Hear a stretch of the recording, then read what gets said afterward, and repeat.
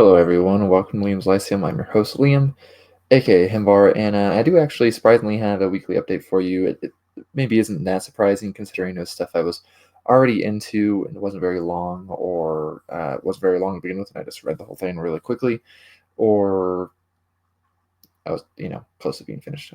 So essentially, I've only finished four things. I think only one of no, I have a couple here physically, so let me grab them. That was Loxodala Saga, which I started forever ago. It's taking me way, way, way too long to finish. That's not this whole thing. It's just a chunk of it. It's one of maybe the biggest one in here. Ale Saga, Loxodala Saga. A story of tragedy. It takes a while to get quite into it. I don't know if you haven't read many sagas, you may not be aware, but the sagas essentially have like a story proper, but oftentimes they have a long prologue leading up to that story and a epilogue afterwards as well. There's no epilogue really in this one.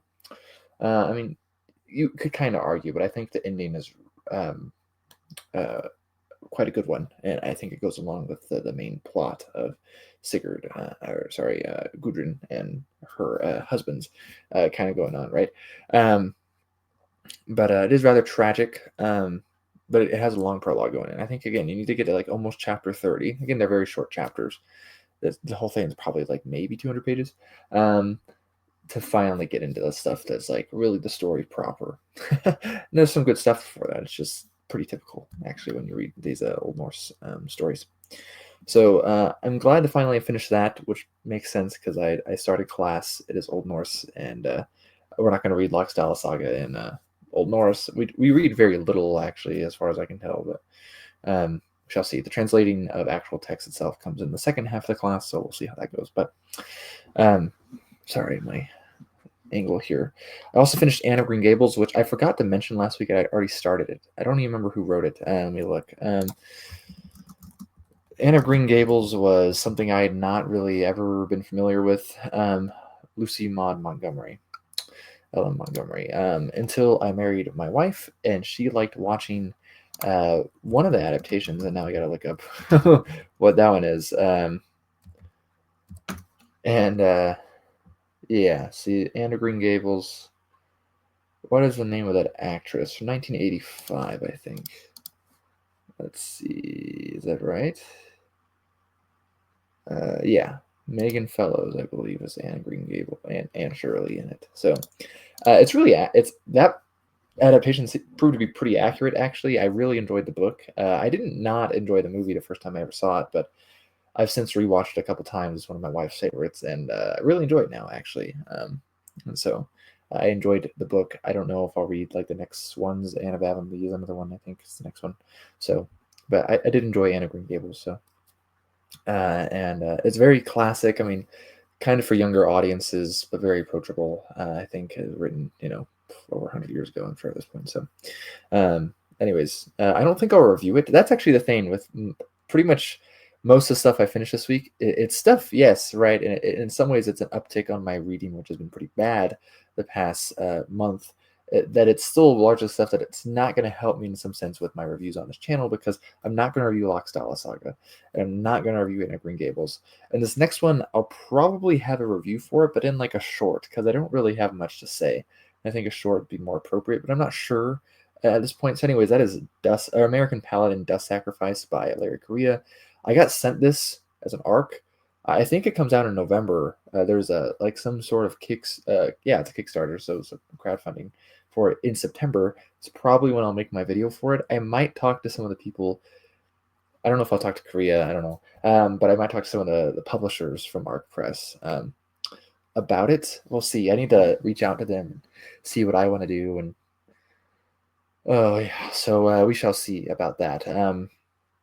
But then yeah, it was good. So it was just like a short graphic novel essentially, which is why it did not take that long to read. It kind of has like a gritty anime style to it. It's like American almost, but gritty in the sense of like kind of Ghost in the Shell, except for it's not cyberpunk at all. It is like Western United States, like folk fantasy kind of, and it's about like a vigilante who's out to kill like an otherworldly traveler from a different dimension, right? Essentially, and yeah.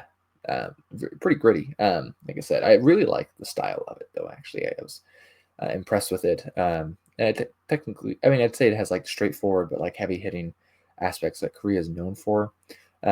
Very American in a sense, which is maybe not surprising, especially given the name. But I believe it is like kind of an intro to a novel series that's coming out, American Paladin. I believe the first novel is supposed to come out next year. So again, the whole thing was maybe about 80 pages, maybe like 70 something.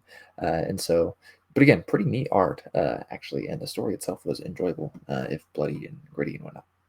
So, and then those are the first three things. And the last thing I finished was Escape from Undermountain by Mark Anthony. Um, just a short Forgotten Realms novel. Enjoyable. I mean, these are the nice ones. That it's kind of like Soldiers of Ice, or even I guess the previous book I read, War and Tethir, which is just like focuses on one main character and the people around that main character. Like War and Tethir is a woman, right? And then this one it's a man who's a half orc, but it's very particularly is set in the mega dungeon of Undermountain essentially, and so that itself actually was pretty fun. I didn't know how that would turn out. I think it has some nice twists and turns. I do think it's interesting that one thing that D&D, at least these older novels, seem to focus on is the exception to rules rather than the rule itself. Say like Driss, for example, he's the exception that he is a good drow. Not technically in lore, technically in Forgotten Realms lore, there's actually 30% of the drow in the Forgotten Realms are good, and Salvatore is just kind of messing up there.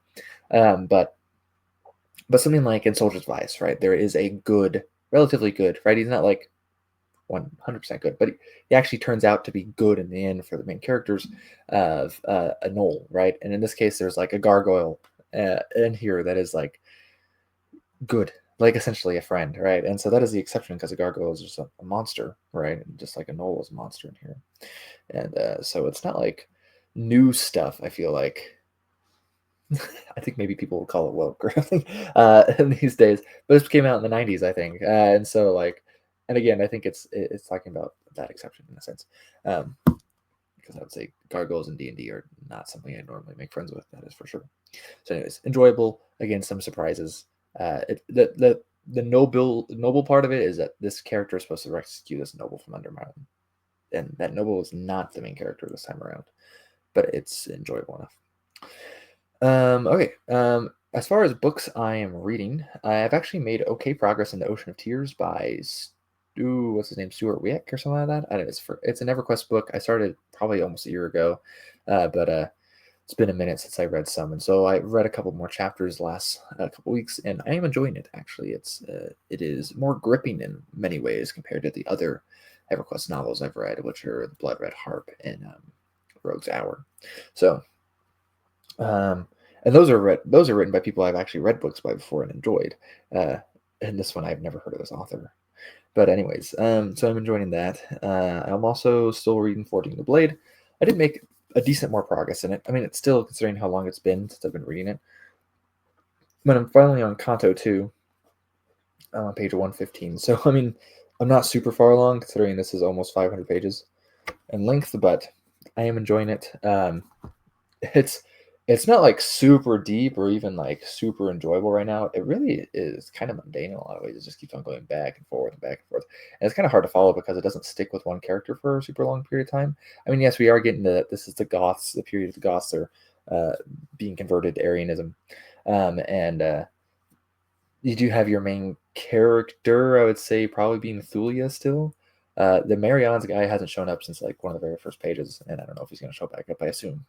And then I'm not exactly sure how it's Arthurian yet. We'll see. I'm enjoying it still. It's interesting. So, anyways, I also, I guess since it's on the top here, I read a couple of stories from Liber. I read The Foxholes of Mars and Manuscript Found in a Maelstrom. The manuscript one is actually not in this. I read it in a digital volume, but it's just fun to be getting back into some more short stories in a sense, which I read a lot more, so I'll mention those in a second. But I am more than halfway through this collection. I think the rest of the collection, though, I don't think I've read any of the stories left in it. The first half of the collection, I had read a good number of those stories already before, like, just going through it, like, story by story. Like Gonna Roll the Bones, Coming Attraction, A Pale of Air, and a couple, maybe another one. But the latter half of it, like Foxholes of Mars, I hadn't read, and all the ones after that, I believe, I don't think I've read. Leiber wrote quite a number of short stories, so that's a bit unsurprising. But and then as far as other stuff I read, I am almost done. I'm over halfway done, and it's not a very long book, as you can see, and it's ripped. My child did that a couple years ago. Lord of Light by Roger Zelazny. Probably one of his more complex novels that I've read, and one of his longer ones, even though it's not very long. I don't think, for me at least so far, it's not as enjoyable as Amber. I've only read the first 5 Amber, and it's not as enjoyable as Road Marks. It'd probably be more around the grounds of goodness gracious, Jack of Shadows. It is enjoyable. It just hasn't quite kept my attention in a way. And also, I do disagree. He wrote it in a way that he said he wanted to write it so that some readers who want to read it as fantasy could read it as fantasy, and the readers who want to read it as science fiction could read it as science fiction. It reads to me really strictly as science fiction. It has, yes, it's science fantasy in a sense, which is something else. I don't think science fantasy is not strictly sci-fi nor strictly fantasy. But it doesn't have the language of Elfland in a lot of ways, really at all, when you have to use the scientific language. And so in that sense, I don't think it's really, I don't think you could read it as fantasy, to be completely honest. But it's enjoyable enough. Another one I'm actually almost done with. I only have the last story by Lincoln, I believe. Yeah, Olden Quarterly issue 8. I've been flying through this one. I mean, it's, I think, the longest issue, but still not very long, all things considered. As far as like favorite stories go, Diamond Skin and Bones, a Jewel by J.M.J. Brewer is pretty good. Galatine by Alexander Atreya is pretty short but good. Um,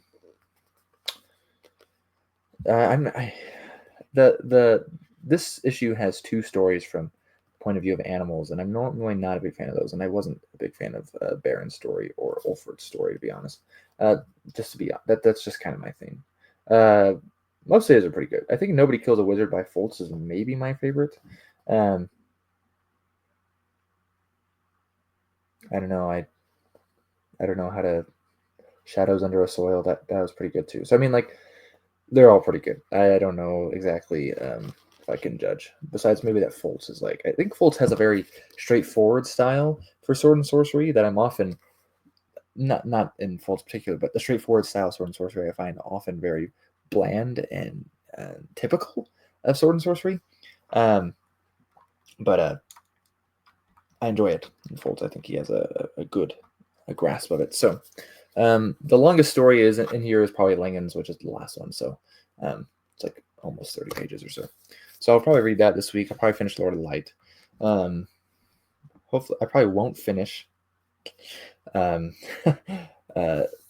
the Blade, but I would like to get further into it. And also, what I started, actually, I just started. I am actually a decent way through it, though.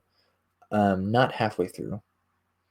Yeah, not halfway through. A little less than halfway through, maybe. Of Altered Carbon by Richard K. Morgan.